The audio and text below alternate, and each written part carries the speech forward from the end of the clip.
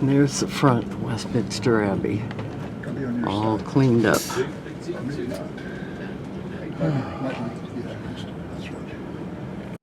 This is a guild hall for the village of Westminster.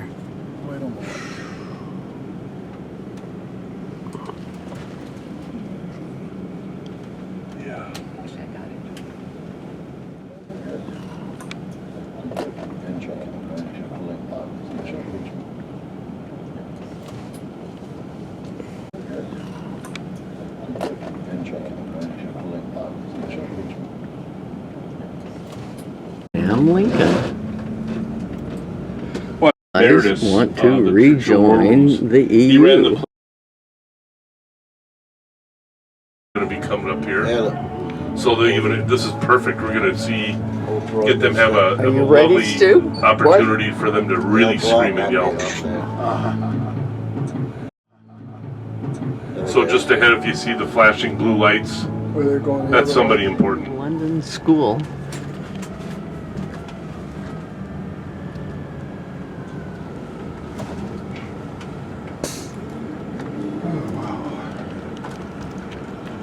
Probably Shakespeare up there. I don't know who the other guys are. The Dominican friars were referred to as Black Friars because of the color of their robes. They were founded in the 1200s and were associated with preaching, teaching, and scholarship, and had close links to the universities. Their huge monastery was built in 1276, then dissolved by Henry VIII, and the extensive property sold off to various people. Then the monastery burned down in the Great Fire of 1666. The current building was built around 1875 and remodeled in 1905. Today's visitors can see the reconstructed version of the friary. It's a Grade II public house, which gives it a lot of legal protection. The St. Paul's Cathedral. Statue in front, and here is St. Paul's Cathedral.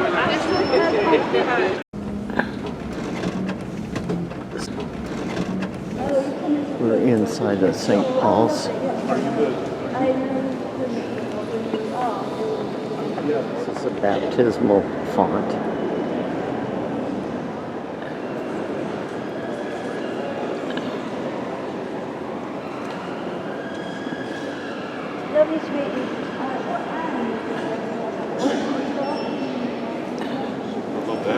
My dad made that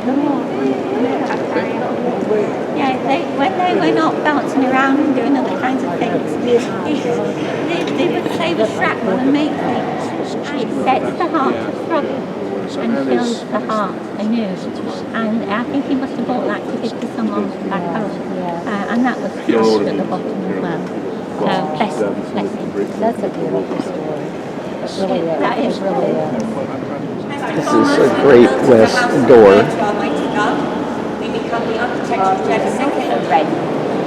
The architecture is Baroque, very favourable in Catholic Europe and not very popular in Reformed England. We're built in the shape of a Latin cross, and at the crossing we have a dome which makes us unique instead of a steeple. It's the easiest door in the cathedral to open. It has one big bolt that runs all the way through it. It was the main door in Rain's time, but today it's a ceremonial door.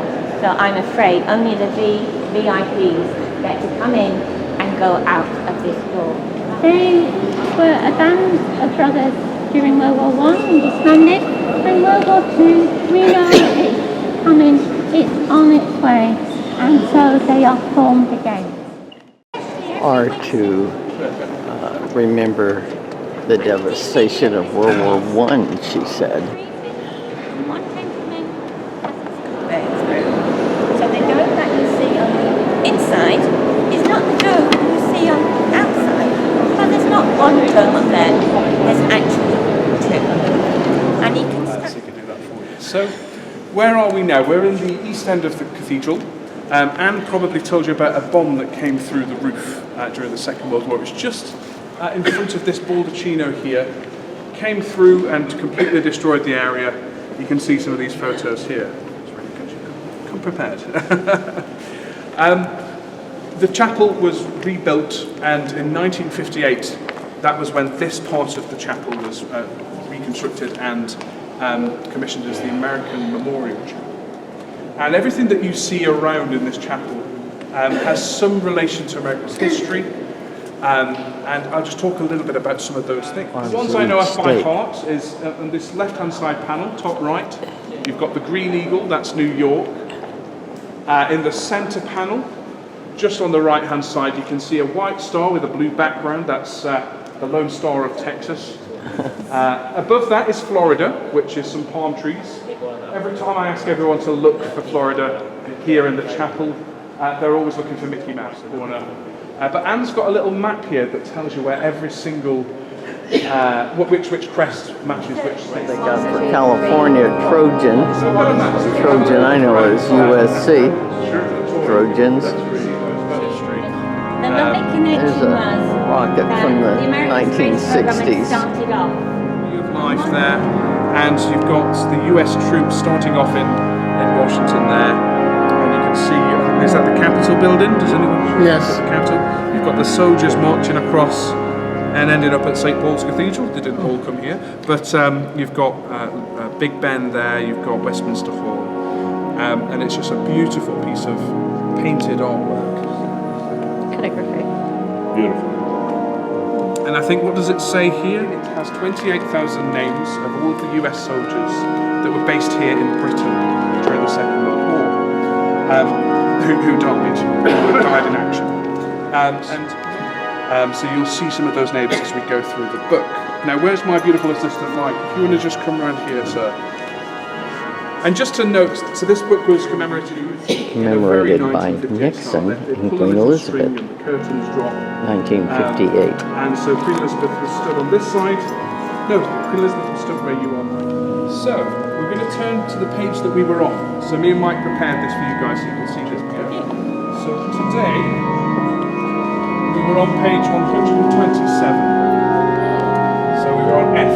And we usually turn a page in this book. What this book means and what every single name on the page represents. People who were missing out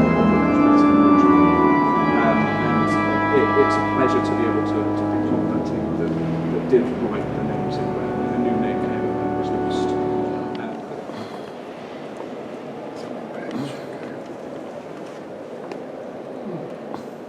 It's going through all the regiments that people served.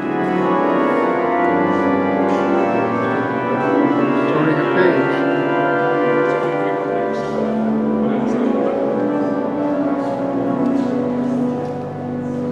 This book costs $25,000 to make, and it weighs 25 pounds or so. Each page is on vellum. Arthur, Duke of Wellington, he beat Napoleon at the Battle of Waterloo. Nelson up here. He sits up nice and high. These are from the Great Fire.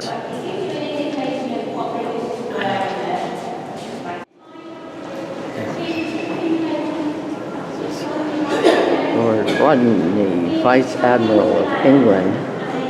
There's a George Washington here in St. Paul's Cathedral. The American League paid homage to the American soldiers of World War I, and they laid wreaths on their graves.